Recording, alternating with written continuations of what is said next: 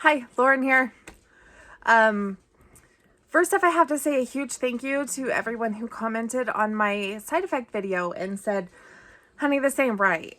And I know I got upset and frustrated because I had weight loss surgery 9.5 years ago, and a lot of it was because, I was about 300 pounds and struggling with a lot of medical, weird issues, and everything was always credited back to my weight all the time. I have a really hard time with a lot of weird health things. And every doctor always said it's because of your weight, you know?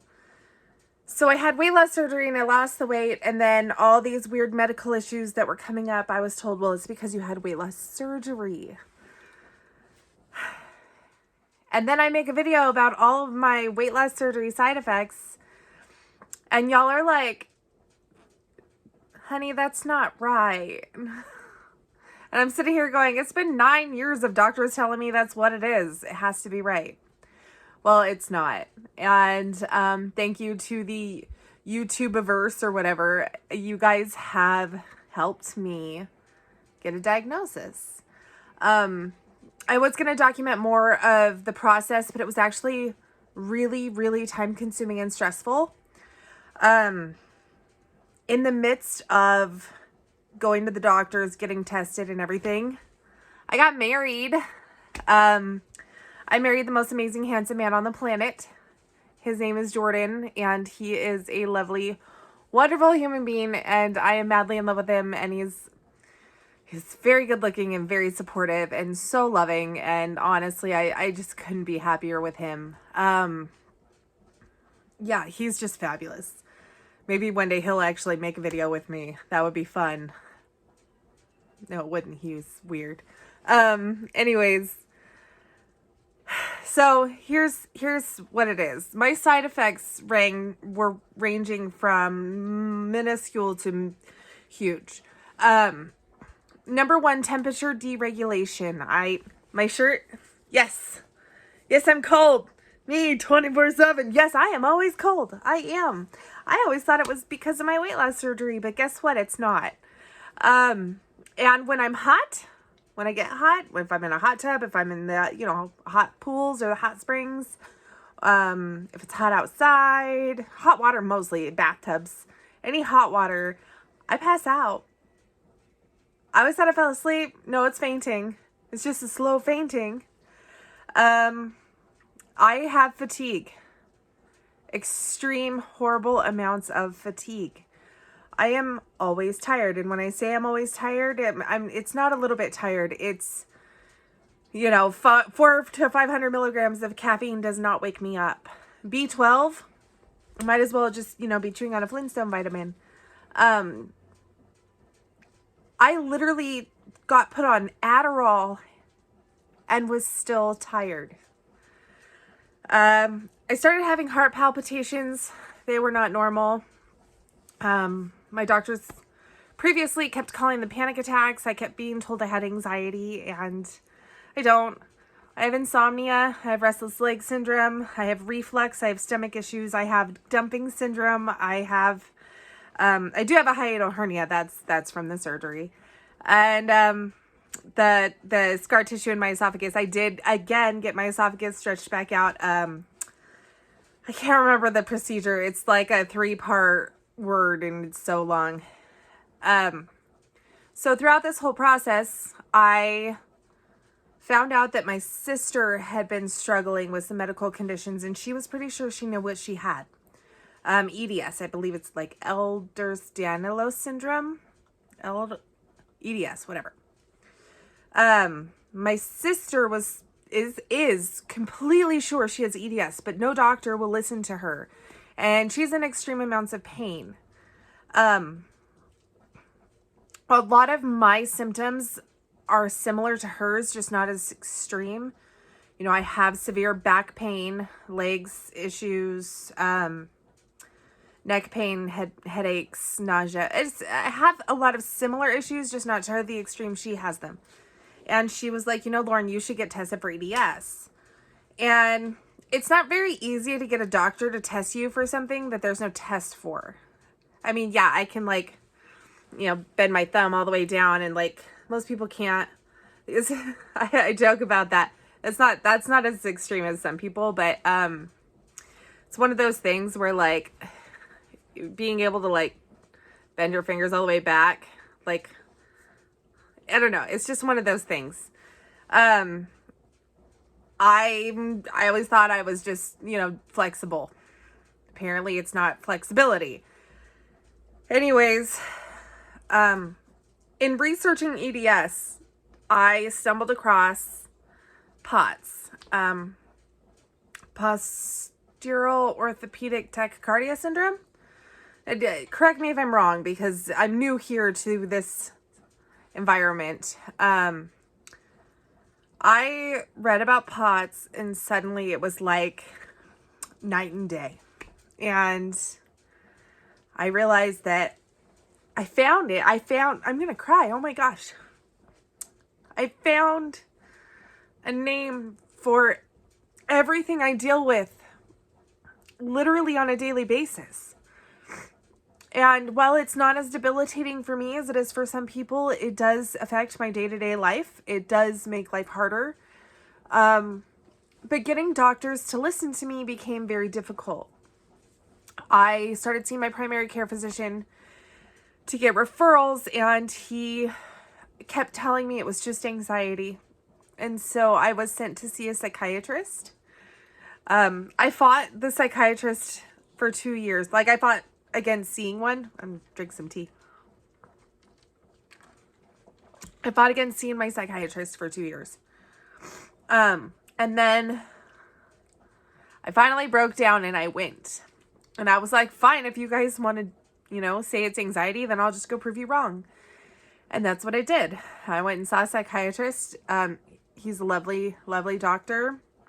And he agreed to help me with my fatigue and the heart palpitations and everything, believing that it was anxiety. Also, I was diagnosed with ADHD, which, if you've watched my videos, my brain goes ding, ding, ding, ding, ding, ding, ding, all over the place. And I'm like, yeah, I totally have ADHD. It's fine. And, whatever. That's why my room's always a mess and I never sit still. But, yes, I have ADHD. And he was like, well, we'll treat the ADHD and we're going to treat the anxiety and we're going to do all these things. And I was like, cool, thanks. I was given Adderall and Valium because he believed that my chest pains were panic attacks. And when I panic, they are worse. And they were worse. They were pretty bad. And I took Adderall and Valium for 2 months. And here's the thing. I've never taken these medications before, and I'm not really a pill-seeking kind of person. Like, I don't enjoy the feeling of, being high on drugs. When I had my surgeries, I begged for the lowest form of pain med. So I'm taking these medications for 2 months, and Adderall just made me angry. I was tired still and angry. And the Valium didn't do anything for my heart palpitations and chest pain. It just didn't do anything. It didn't work. And so I continued the treatment for 2 months. I finally go back and he asks how it goes. And I'm like, no, it didn't work. And so we sat and we talked for a while, and I told him my idea. And I said, I am not a doctor. I have no proof, but I have every symptom of this disorder. And my sister and I have similar severe symptoms of EDS. So what is the likelihood of me having POTS, and is there anything I can do? And, this is not his forte. He is working in psychiatry, and the guy is looking at me like, I don't know what that is. He pulls out his computer and he started researching with me, and he was like, everything you're explaining makes sense, and there's reasons why the medication didn't work, but let's try something different. And so he researched a couple different treatments for EDS and POTS. Ironically, one of them was medication that's also used as an antidepressant, because it's a dopamine inhibitor. And he thought, you know what, if you have fatigue and it's a side effect of this disorder, this medication might work for you because, you know, in other people who have fatigue and all these other issues, this is what I use. So let's try it. And then we talked about my heart palpitations, and he was very aware of another medication that he would prescribe for children with ADHD that could also be used for blood pressure. That wasn't a beta blocker, but an alpha. And so he put me on these medications, which are Wellbutrin and 10X. Now, as a psychiatrist, he's knowledgeable about both medications. He knows what they do. He's prescribed them before, but it was an experiment to see if it would help me. And I would say it was about 50% better within a month. I'm not 100%, but I tried them. And then once that worked, I was like, this is insane. So he wrote me a referral back to my primary and told the primary what he had done. My primary looked at it and was like, what do I do with this? And he didn't know. So I had to do my research and discovered, okay, well, I just need to see a cardiologist.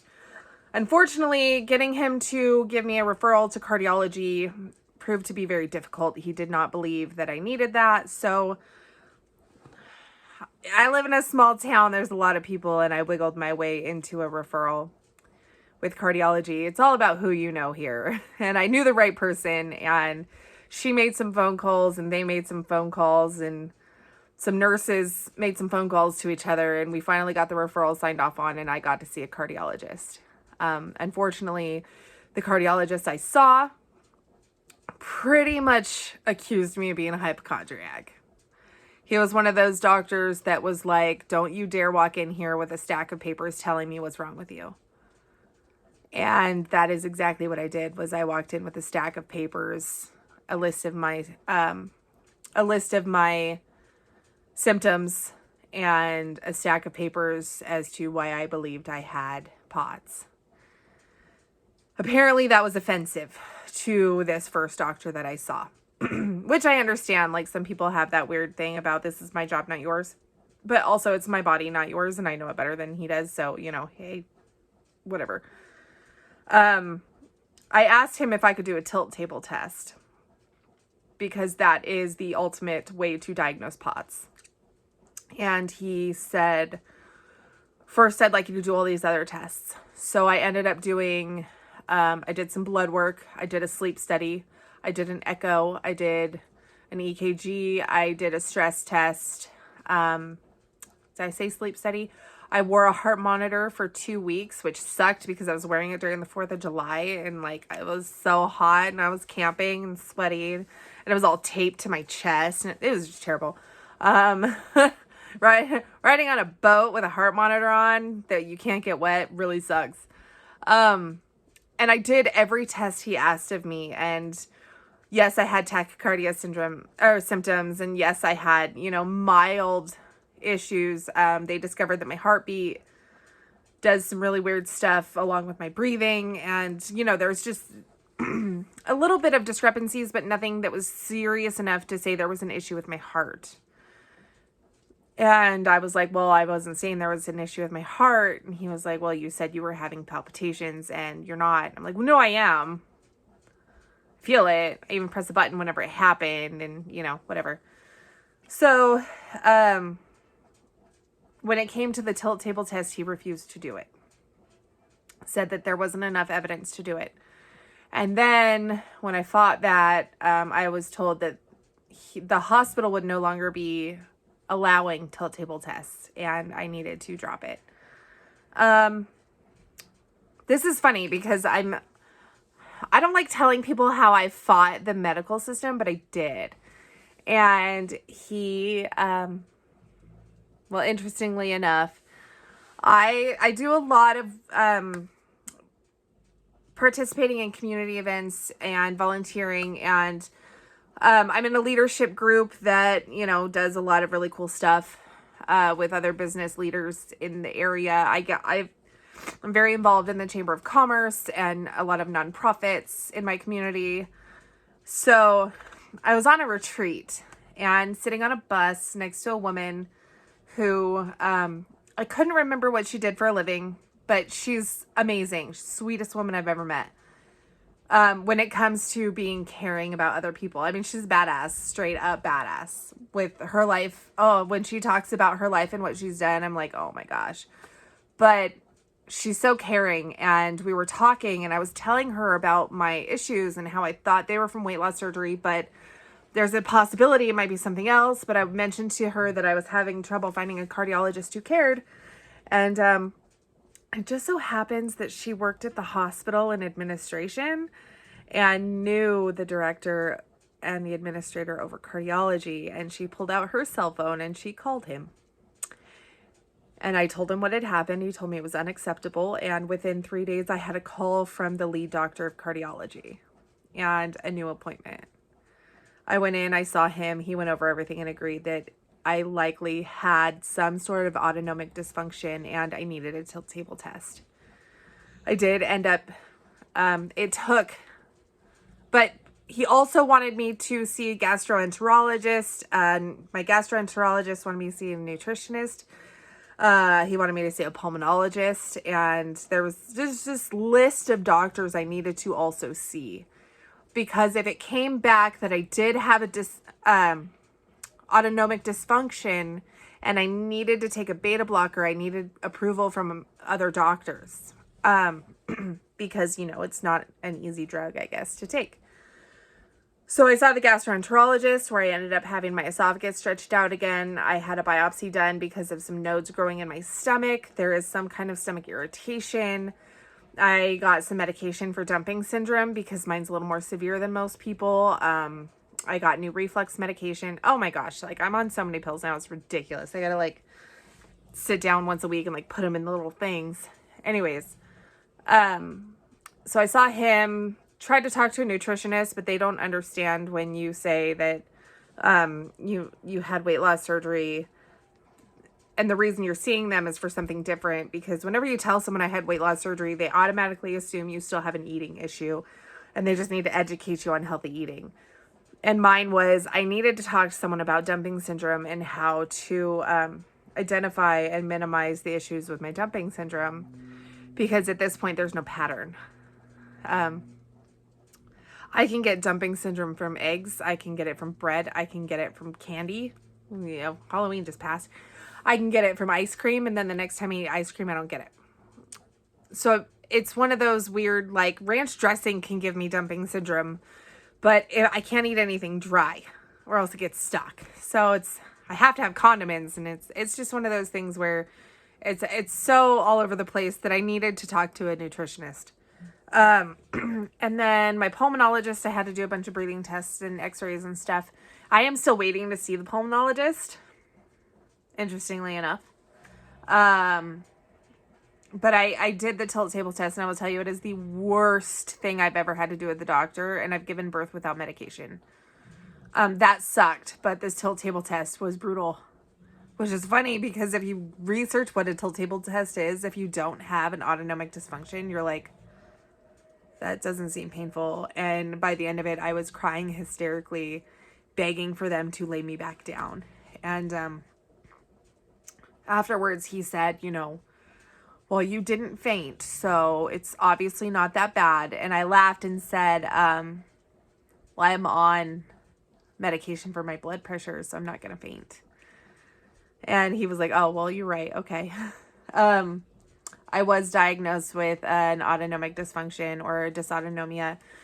It is likely that it is POTS, but there's no general consensus on which type it is as at this moment.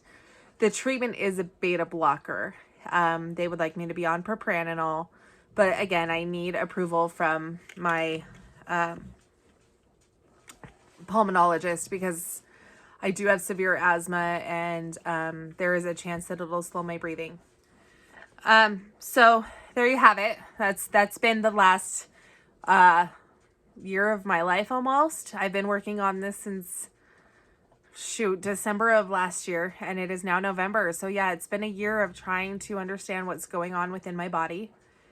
And as of last week, I was officially diagnosed with EDS and POTS by my primary. Like, it's in my chart now. So again, I'm going to come back to this YouTube channel and tell you guys, without you guys watching, I would and commenting and interacting with my videos, I would have never known to look for something more with my health. I would have literally just lived the rest of my life in pain and tired and struggling and thinking that it was completely normal to live the life halfway that I was. And that's what I can say is I was only living life at half of what I could have been, because I didn't realize that what I was dealing with wasn't normal and it wasn't common. My symptoms will never go away completely. There is no medication that is going to cure me. But it's nice to know that with everything, the number one treatment is to lay down. So my bed's always a mess now because, I discovered when the pain starts and my legs start throbbing and my head starts throbbing and I start feeling dizzy and sick, all I have to do is lay down for 10 minutes and drink some water, eat something salty, because I do get dehydrated very easily now. That is something too. I am always dehydrated. So again, thank you guys so much for that. And again, every time I see this ring, I'm like, oh my gosh, that's just fabulous. I can't wait to introduce you all to my husband. He's fabulous and amazing. Let me know in the comments if you want to know anything else, if you have any questions, if there's anything else going on that you just need some advice or support on. Let me know. I miss making videos for you guys so much. And I really just want to introduce you back into my life because, let's be honest, like, I used to be the happiest woman in the world. And then I went into this whole, like, oh my God, my life's so hard, depression. Being a single mom sucked. Now I have an amazing husband. He is in the military, so he's gone right now, but he will be back soon. I've got 2 amazing kids who are teenagers now, which is insane. And my husband has a 7-year-old daughter, so I have this beautiful little stepdaughter who is a spitfire, but I have fun with her. And life is good again, and I am happy again. And now that the health thing is all done, I can just focus on, being a newlywed and being happy and being a mom and, my business and working and just being, getting back to normal. I mean, I still have teenagers, so I still have to deal with that part of it. It's not fun. But I just want to leave you guys with that. So thank you. And I will be talking to you soon.